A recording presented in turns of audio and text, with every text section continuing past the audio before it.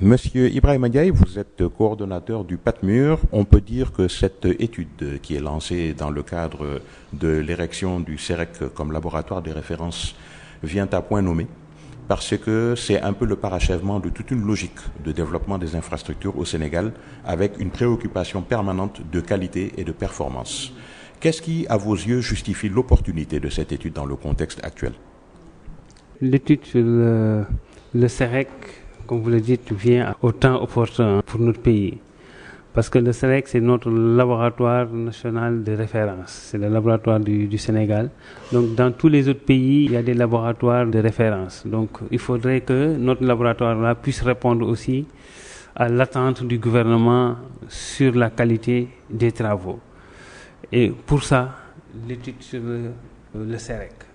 Parce que l'ériger en laboratoire, ça deviendrait vraiment un avantage pour les infrastructures d'une manière générale au Sénégal. Pas sur les infrastructures routières seulement, mais quand je parle d'infrastructures, je parle d'infrastructures au sens large au Sénégal. Parce que ça nous permettrait vraiment de pouvoir avoir la qualité qu'on veut sur nos travaux. Au regard des orientations stratégiques de cette étude, qu'est-ce que le PATMUR est en droit d'attendre comme résultat? En priorité, moi je pense que le CEREC doit travailler sur l'érection d'un laboratoire avec des références nationales pour tout le monde. Toutes les entreprises, tous les bureaux de contrôle, toutes les personnes qui interviennent dans la construction, que ces gens-là puissent avoir des références, des normes pour pouvoir quand même respecter le challenge qu'on attend d'eux. Après les études, moi je pense qu'il est évident qu'il faudrait que ce laboratoire devienne un point de passage obligatoire. Et pour ça, je pense qu'on va faire appel aux autorités qui vont faire de sorte que ces études-là, qu'on puisse les mettre sur la table et contraindre tout le monde à appliquer les résultats de cette étude.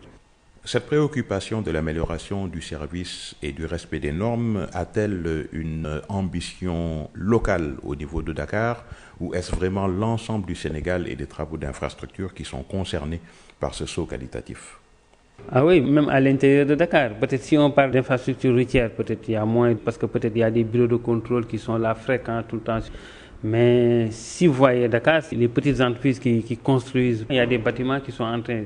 Preuve, chaque fois tu vois des bâtiments avec des dalles qui s'effondrent, ça c'est parce que c'est des normes qui n'ont pas été respectées. Donc c'est des gens qui construisent sans avoir le minimum de réglementation. Donc c'est ça qui fait que chaque fois il y a de petits problèmes au niveau des trucs de construction. Donc à Dakar, à plus forte raison maintenant dans les autres régions où c'est un peu éloigné, où il n'y a pas assez de contrôle, ça cause vraiment problème. Quels sont vos souhaits pour une amélioration de l'environnement? Doit-on procéder par une augmentation des contrôles, par la mise en place de systèmes de veille, de systèmes d'alerte?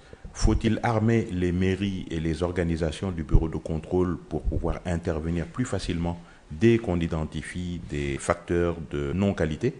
Mon souhait, c'est qu'il y ait beaucoup plus de présence du contrôle, un système de suivi beaucoup plus fréquent.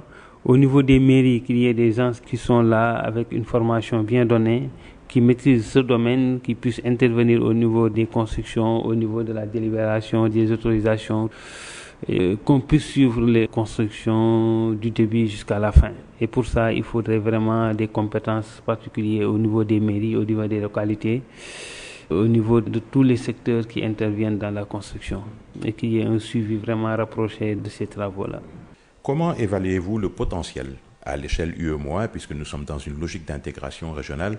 Une initiative comme celle du changement de statut du CEREC doit avoir des implications également à l'échelle régionale. Effectivement, dans la sous-région, il peut y avoir des opportunités, mais j'ai été au Mali. Je sais qu'eux, ils avaient un laboratoire national qui s'occupait des travaux au niveau de Bamako, du Mali. Mais je pense que l'élection du CEREC en laboratoire national peut pousser toute la sous-région à beaucoup plus penser à la qualité des travaux dans nos pays. Et ça pourrait faire que le CEREC puisse intervenir en tant que laboratoire dans ces différentes localités. Et quels sont pour vous les résultats attendus à l'issue de cette étude?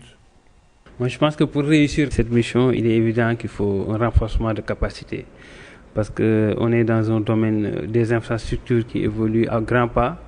Donc, il est nécessaire que les gens se forment à tout moment. Donc le renforcement des capacités doit être une priorité sur les études qui sont en cours. Dans la conclusion, forcément, il faut qu'on insiste sur le renforcement des capacités. Sinon, s'il n'y a pas de renforcement des capacités, on ne pourra jamais avoir un laboratoire national digne de ce nom.